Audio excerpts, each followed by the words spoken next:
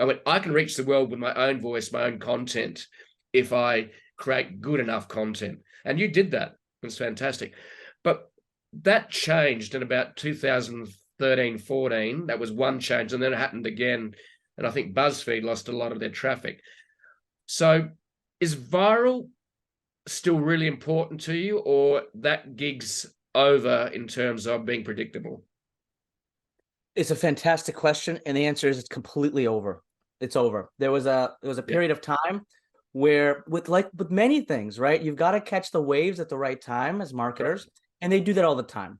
You see brands jumping on trends of the day, and at the time, like that story that I mentioned where the blog that we grew through social media, they're still big, no longer now relying on any kind of new virality. It might happen once in a while here or there, but anybody trying to engineer it, I would say forget about it completely. And not just that, but I think the model itself always had certain kinds of downsides. I think a lot of it was fad-like. It was so cool. Like when something went viral, it was so cool. But then when you looked at unless if you were a marketer versus like a blogger to whom you're actually building an audience and building awareness, a marketer would say, let's say that was a cool video and some, car, was doing some crazy stunt and jumping out of the sky. If you're the CEO of Ford, you're like, so how many sales did we make? It's like, not really. I mean, everyone saw the car flying around. It was cool. But as an actual long-term marketing tactic, it's not viable. It's just very cool. Yeah. And we took advantage of it while it was cool. And I loved it.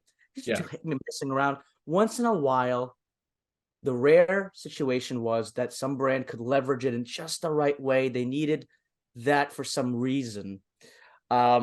Now it's a lot more about thoughtful. It's almost like the old stuff is the new stuff, because it's so easy for people to get caught up in the latest thing, like ChatGPT, viral this, I'm not thinking of it, but I can, 5 more trend of the day or of the moment, or Pokemon Go, or that was huge for a second and the whole world became infatuated.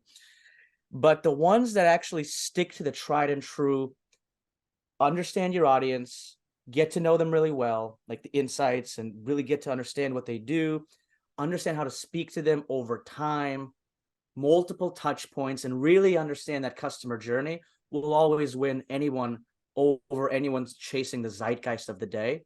Yeah. Where the caveat is, I like to say just to certain agencies and marketers to not think of these things as always being ors.